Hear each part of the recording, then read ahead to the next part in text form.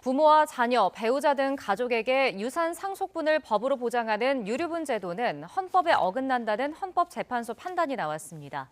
학대 등 폐륜 행위를 한 가족들까지 상속을 보장하는 건 국민 상식에 맞지 않는다는 이유인데 상속 제한 대상을 넓히자는 법은 아직도 국회 문턱을 넘지 못하고 있습니다. 보도에 홍민기 기자입니다.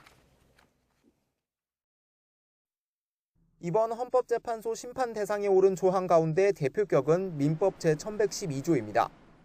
고인의 유언과 상관없이 부모나 자녀, 배우자, 형제, 자매 등 가족들에게 돌아갈 상속분을 일정한 비율로 규정하는 내용입니다.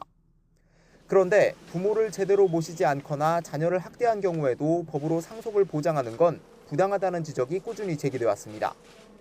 지난 2019년 가수 구하라 씨가 숨진 뒤 20년 넘게 연락을 끊었던 친모가 나타나 유산의 절반을 요구한 일이 알려지면서 비판에 더욱 불이 붙기도 했습니다.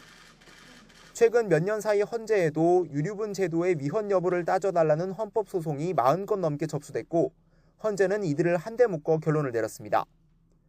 헌재는 유류분 제도 자체는 가족의 연대를 유지하는 목적이 있다면서도 피상속인을 학대하는 등 폐륜적인 행위를 일삼은 경우에도 유류분을 인정하는 건 국민의 법감정과 상식에 어긋나 불합리하다고 판단했습니다. 다만 사회적 혼란을 우려해 법 효력은 일단 유지하고 2025년 말까지 국회가 유류분 상실 사유를 구체화한 법을 만들도록 했습니다. 국회에서 입법 형성권을 잘 이렇게 발의를 하셔서 종합적으로 이제 이 유류분 제도를 다시 정비하는 그런 계기가 되었으면 좋겠습니다. 현행법에도 이미 상속인의 결격 사유를 규정한 조항이 있지만 그 범위가 지나치게 좁아 실효성이 부족하다는 지적이 잇따르는 상황입니다. 구하라 씨 사망 이후 양육이나 부양 의무 미이행 등도 결격 사유에 추가하자는 민법 개정안이 발의됐지만 4년째 국회 문턱을 넘지 못하고 있습니다. 고인의 형제 자매에게도 유류분을 보장하는 조항은 위헌 결정이 내려져 즉시 효력을 잃었습니다.